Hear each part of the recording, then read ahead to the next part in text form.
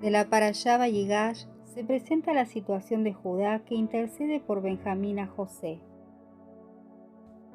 Está en juego aquí la vida de Jacob, que se llama Israel, y no nos olvidemos de esto, porque luego tiene implicaciones escatológicas. La Parashá nos dice que José ha retenido convenientemente a Benjamín para que se recree la escena de hace 20 años atrás, en donde los hermanos tuvieron que vivir con él, y cuando ya habían descargado todo su odio, toda su frustración contra José. En este caso, todas las evaluaciones y situaciones que habían cambiado a José no son venganzas, no son abusos de autoridad, no son síntomas de superioridad. Él está hablando al pueblo y a todos sus hermanos y a toda su descendencia para que tengan un pensamiento corporativo. Una de las grandes formaciones de pensamiento que tiene Israel es un pensamiento corporativo, y eso es necesario que José lo plantee aquí para que entonces el pueblo aprenda a sobrevivir unido. Entonces, de esa situación histórica de Judá y José, están hablando de tú a tú. Le dice Judá a José: si Benjamín se queda y nosotros nos vamos tranquilos, como hicimos hace 20 años, nos tocó a nosotros ver la amargura de nuestro padre que decía que sus canas iban a descender al Sheol. Estaba totalmente muerto en vida nuestro padre. Nosotros no queremos volver a ver este cuadro. Tenemos la oportunidad de evitar que suceda. Debemos hacerlo. Entonces comienza Judá a alegar una cantidad de situaciones de consecuencias de esta retención que está haciendo José, hasta que ya no aguanta José y se echa a llorar, y mandó a que salga todo el mundo y les dijo a sus hermanos que él era José. Y después agregó: yo soy José vuestro hermano, para que ellos supieran que no había ningún rencor guardado. Entonces, cuando vamos a la Haftará de hoy, en el profeta Ezequiel, no es casualidad que de aquel evento el profeta y Dios por ante todo, porque es el Espíritu de Dios el que habla, esté concatenando un mismo evento, ya no entre dos personas, no entre dos individuos, sino entre dos colectivos que derivaron de ellos. Entonces vamos a tener al reino de Yehudá y al reino de Efraín. Efraín o casa de José, Yosef.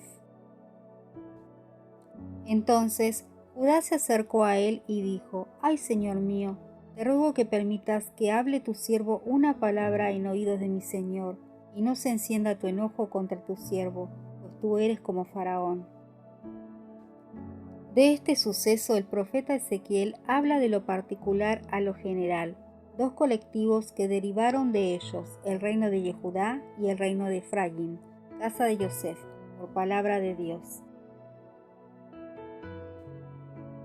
Aconteció en el año 30, en el mes cuarto, a los 5 días del mes, que estando yo en medio de los cautivos junto al río Quebar, los cielos se abrieron, y vi visiones de Dios. Está dándonos una fecha que es la cautividad.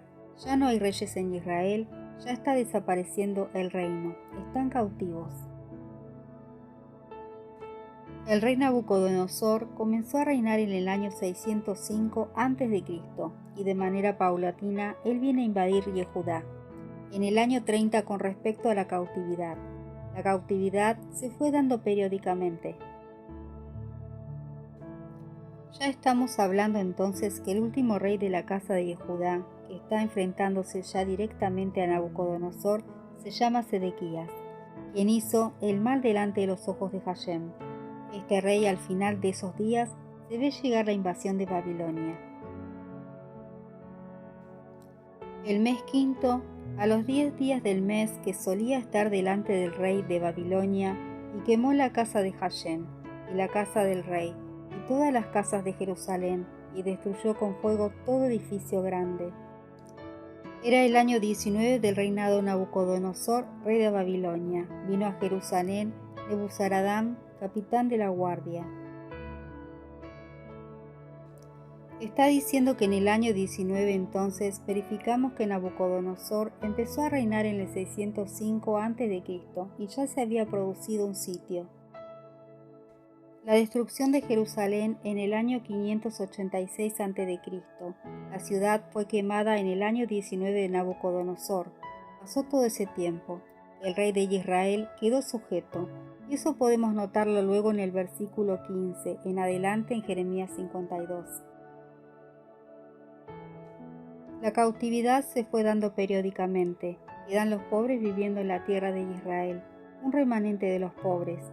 Estos pobres que se quedaron siguieron hablando hebreo, y esa élite que se llevó el rey Nabucodonosor en varios periodos fue la que posteriormente llegó hablando arameo. Recuerden cuando Esdras y Nehemías están liderando el regreso, son los exiliarcas, tuvieron que lidiar con ellos, porque ya no hablaban hebreo, hablaban en arameo y en otras lenguas locales.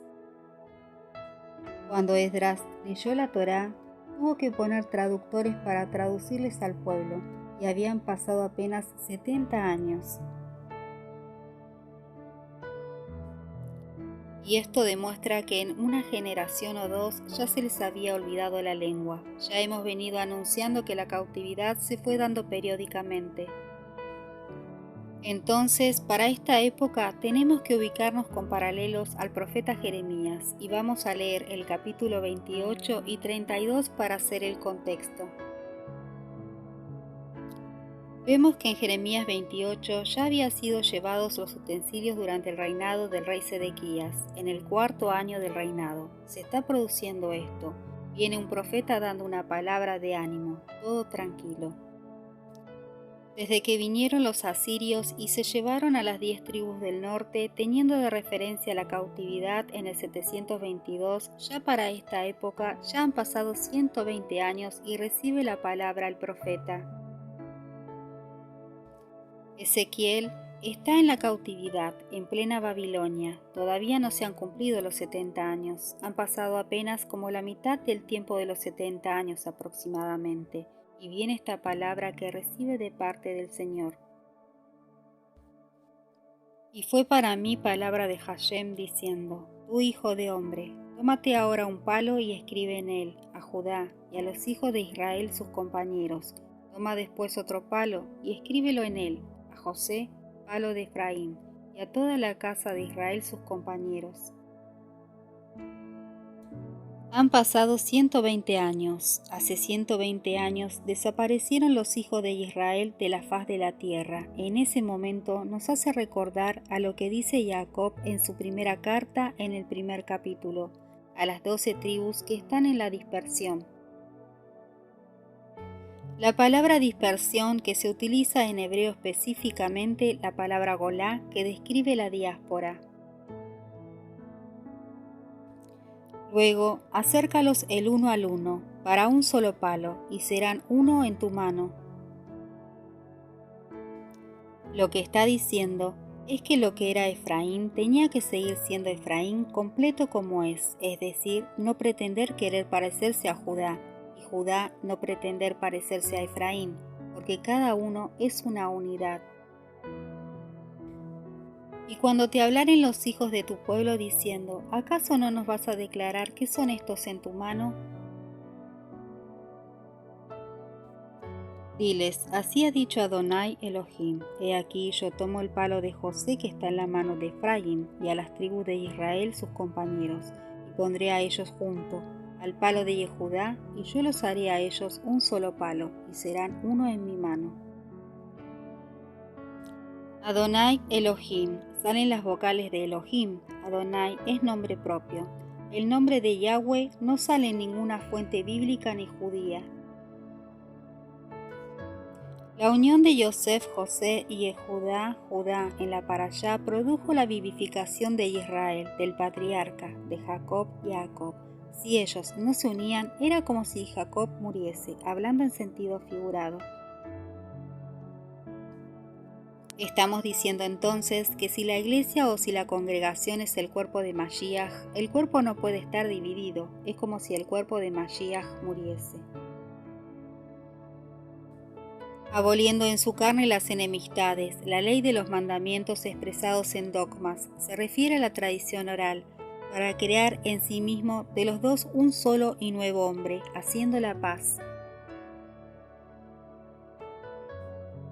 El apóstol Pablo está diciendo que el Mesías ha derribado la ley de los mandamientos expresados en dogmas, tradiciones humanas no bíblicas que no se puede constatar con la Torá. Y serán los palos que escribas sobre ellos en tu mano a los ojos de ellos. Y les dirás: así ha dicho Adonai Elohim: he aquí yo tomo a los hijos de Israel de entre los gentiles a los cuales fueron, y los recogeré de todas partes y los traeré a su tierra. En Génesis vemos cuando Satanás fue arrojado, también fueron arrojadas cosas del cielo. A eso, donde quedó, se le llamó Eretz. Hashem formó de allí la Adamá, en donde plantó el Gan Eden. La palabra que sale en Ezequiel 37:21 en tierra es Adamá. Aparece la palabra Atmatam y está conectada con el Gan Eden, la Jerusalén celestial. Y yo los haré a ellos un Goy Ejad en la tierra, en los montes de Israel, y un rey será a todos ellos por rey, y nunca más serán Goyim, gentiles, ni nunca más serán divididos en dos reinos. Goy Ejad, un gentil. Incluso Yehudá estaba en la misma condición, como un gentil. Se apartó del camino de Dios a su manera. Goy no significa pagano, significa que no tiene identidad. Es un grupo étnico, una mezcla sin identidad, que dentro de ese evento algunos se han vuelto paganos. Eso es otra cosa. Pero aquí está diciendo claramente el profeta que van a ser dos Goyim, y Judá en su manera perdió la identidad con Dios, e Israel a su manera perdió su identidad con Dios también. Que no sean idólatras como los gentiles es otra cosa, pero que sean la fiel representación de la voluntad de Dios, no. La definición que da Pablo en Efesios aplica inclusive en cierto grado para Yehudá, porque dice que estaban ajenos a los pactos, a las promesas sin Cristo. El marcador de identidad es Mashiach. El que no tiene Mashiach es un Goy, un gentil. No que la palabra de Dios haya fallado, porque no todos los que descienden de Israel son israelitas, ni por ser descendientes de Abraham son todos hijos, sino en Isaac te será llamada descendencia. Esto es, no los que son hijos según la carne son los hijos de Dios, sino que los que son hijos según la promesa son contados como descendientes. No se harán tamé por sus gilulim, y con sus shikufsim, y con todas sus rebeliones, y los salvaré de todas sus habitaciones en las cuales pecaron, y yo los purificaré, y serán uno solo, y me serán por pueblo, y yo seré para ellos Elohim. Gilulim, singular gilul, que significa enrollar, envolver, que lo que les ensordece o les tapa la boca, sea un ídolo de yeso o sea una enciclopedia, todo aquello que enceguece y deja sordo es un gilul. Shikut se usó en Levítico para designar dentro del grupo de animales tamé a los más asquerosos, lagartos, reptiles, etc. El Gilul de Efraín era la idolatría. Cada quien se aproxima a Dios a través de un medio, pero no en una relación directa con Dios. Por eso Mashiach dijo: el que no da fruto en mí es cortado y echado afuera. Si no tenemos esa relación directa con Dios, estamos destinados a secarnos. Entonces Efraín tiene que eliminar sus ídolos y cualquier otra cosa que se le parezca. Y Judá tiene que saber desmontar esa estructura que le impide una conexión directa con el Padre. Por eso Mashiach dijo: yo soy la vid y ustedes son los pámpanos, y todo pámpano que en mí no da fruto es cortado y echado al fuego. ¿Va a dar a través de un ídolo o va a dar a través de una enciclopedia? Nos identificamos y tenemos el carácter de Mashiach para ser el pueblo de Dios. Las Escrituras son nuestra guía y el carácter de Mashiach que está en las Escrituras. Mi siervo, el amado, será rey sobre ellos, y todos ellos tendrán solo un pastor, y andarán en mi mishpatín, y vigilarán, harán mi juquín, y los pondrán por obra. Juquín y mishpatín, promesas y procedimientos. El momento de que Mashiach venga va a anunciar aquí la continuidad de la Torá. No se piense nunca que la venida de Mashiach es la abolición de la Torá. Al regreso de nuestro Mashiach seguirán los Juquín y mishpatín. Habitarán en la tierra que di a mi siervo Jacob, por la cual habitaron vuestros padres. En ella habitarán ellos, sus hijos y los hijos de sus hijas hasta el Olam. Y mi siervo el amado será el nací de ellos, Leolam. Ni Jacob ni Isaac tuvieron la tierra. Hashem les dio la tierra celestial, no habla de la terrenal, la Jerusalén celestial. Les dará la tierra que prometió a Jacob cuando él venga. Por la fidelidad habitó como extranjero en la tierra prometida como en tierra ajena, orando en tiendas con Isaac y Jacob, herederos de la misma promesa, porque esperaba la ciudad que tiene fundamentos, cuyo arquitecto y constructor es Dios. Y haré Brit Shalom, testamento de paz, testamento por tiempo escondido. Olam será con ellos, y los estableceré y los multiplicaré, y pondré mi santuario, Mikdash, en medio de ellos para siempre. Leolam. Brit Shalom, testamento de paz, herencia de paz. La profecía está diciendo que el templo es Mashiach. Destruyan este Mikdash, y yo lo edificaré en 3 días. Santuario, Mikdash, la habitación del Kodesh, la habitación de su santidad. Porque en él habita corporalmente toda la plenitud de la deidad. Y estará mi Mikdash sobre ellos, y yo seré para ellos Elohim, y ellos serán para mí Am, pueblo, con identidad propia. Y sabrán los Goyim que yo, Hashem, soy el santificador a Israel, cuando esté mi Mikdash en medio de ellos, para siempre Leolam. Dios reunirá a los 2 reinos, Yosef y Yehudá, para ser pueblos santificados para Dios. Y no vi en ella templo, porque el Señor Dios Todopoderoso es el templo de ella, es decir, el Cordero.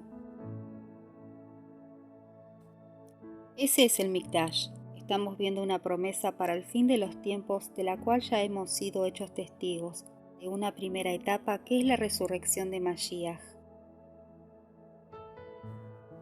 Y el levantarse ese Mikdash, que ya es la garantía de que a través de él, Yehudá, Judá y Yosef, José, van a ser reunidos en él para ser santo, una morada de Dios en espíritu. Vosotros también, como piedras vivas, sed edificados como casa espiritual y sacerdocio santo, para ofrecer sacrificios espirituales aceptables a Dios por medio de Jesucristo. Cada uno de nosotros somos su templo. Cada piedra que somos un micro Mikdash en el Ruach HaKodesh.